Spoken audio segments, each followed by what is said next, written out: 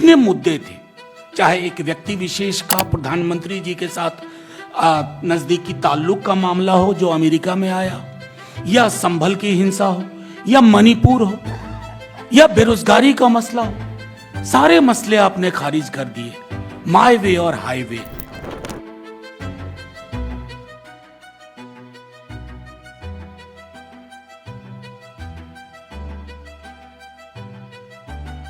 सदन अगर डिसरप्ट होता है तो उसका सबसे बड़ा कारण हमारे चेयरमैन साहब हैं और दूसरों को वो सबक सिखाते हैं और बार बार इंटरप्शन करके हाउस को बंद करने की कोशिश रूलिंग पार्टी से और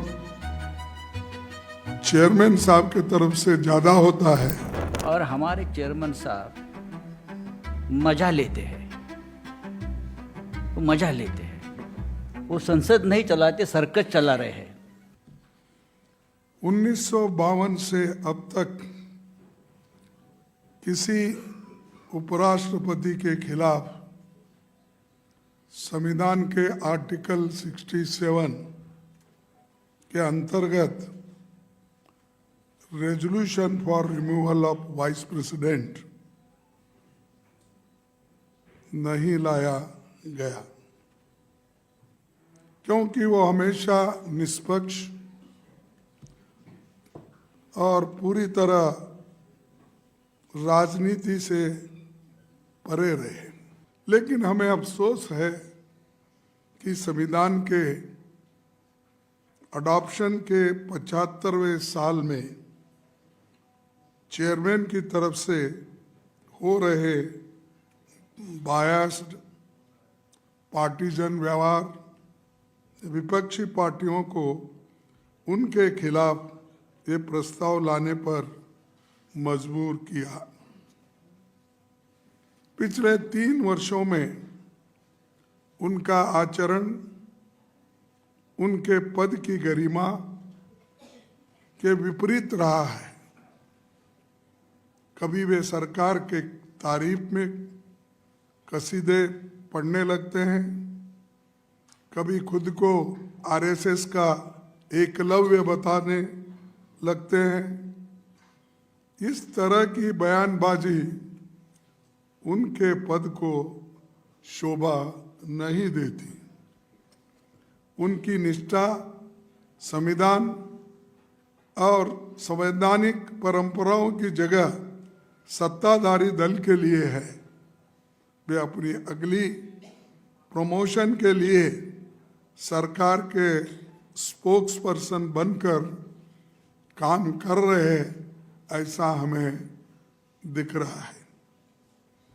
मुझे ये कहते हुए कोई संकोच नहीं कि the biggest disturber in Rajya Sabha is the chairman himself.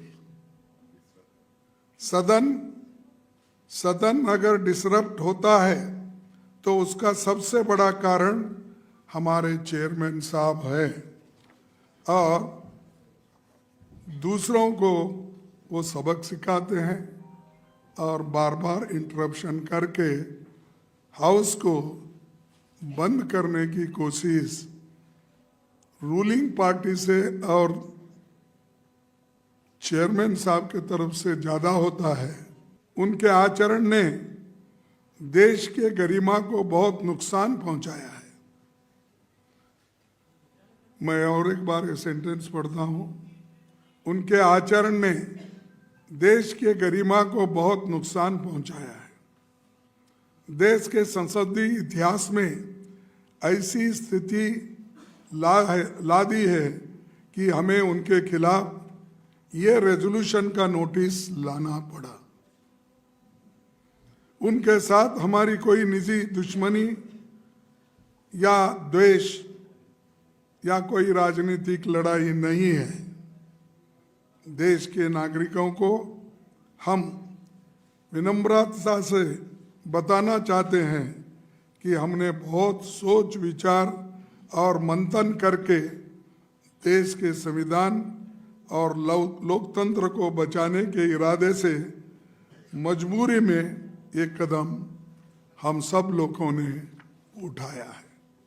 ये व्यक्ति का मसला ही नहीं है, व्यक्ति की गरिमा का भी मसला नहीं है, ये व्यवस्था के पुनर्स्थापन का मसला है। और ये हम सब के लिए, आप चाहे कोई भी बीट कवर करते हो, संसद की गतिविधियों पर आपकी नजर होती है। संसद में हमारे प्रतिरोध को भी आपने आज तक देखा नहीं होगा। अगर हम की आवाज तो होगा कि ये स्लोगन लगा रहे हैं या चिल्लाना व्यक्ति ये स्लोगन लगा रहा है। तो ये जो ब्लैकनिंग आउट है जो अब तक संसद की टेलीविजन किया करती थी, अगर सत्ता पक्ष की सहमति से अगर इस प्रकार से इनविजिबलाइज करने की कोशिश हो, आपको आपकी बातें रखने का मौका ना दे, तो इसलिए मैंने कहा कि व्यक्ति का प्रश्न ही नहीं है। Restoration of the core principles of democracy, parliamentary democracy मेरे सारे साथी हमसे बेहतर जानते हैं। आज ही एक अंग्रेजी दैनिक ने अपना एडिटोरियल लिखा है, both the side should move but the ruling party should move little more. ये हमने एडिटोरियल नहीं लिखा है। कल अगर आपने, कल या परसों का आपने अगर प्रोसीडिंग्स देखा हो, तो एक एक करके सत्ता पक्ष के ऐसे लोग जिनके लिए व्यक्तिगत बहुत सम्मान था, लेकिन आप जिस प्रकार की भाषा, शब्दावली का प्रयोग कर रहे हैं, उससे सिर्फ ना हमें पीड़ा होती है, हमें लगता है कि कल को जब सत्ता परिवर्तन भी होगा, क्या हम पार्लियामेंट्री डेमोक्रेसी को रिपेयर कर पाएंगे, रिस्टोर कर पाएंगे?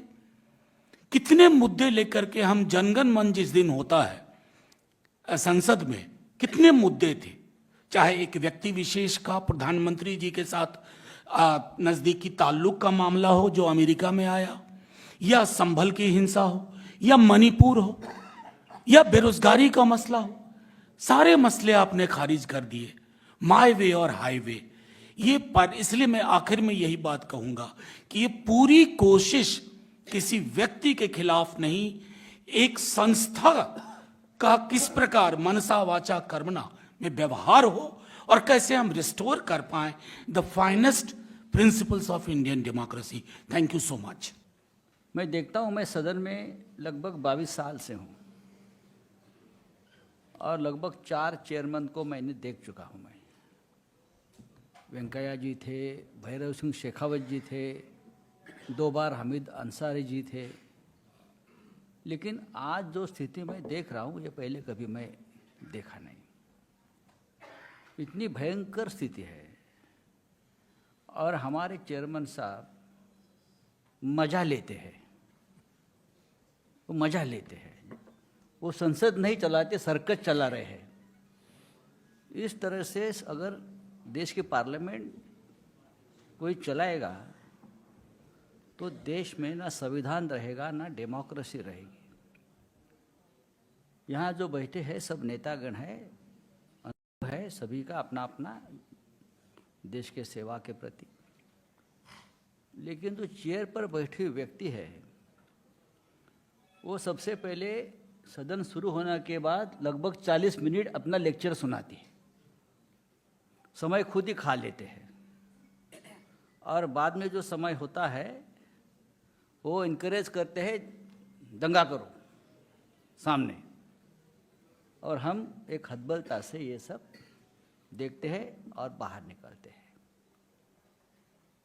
इतनी बड़ी संस्था है पार्लियामेंट, हमारा इतिहास है, लेकिन इस इतिहास को ख़त्म करने का काम ये चेयरमैन साहब जो कर रहे हैं, तो हमारे सामने दूसरा कोई विकल्प नहीं है कि उनको रिमूवल की नोटिस भेजकर हमारी बात देश के सामने रखें।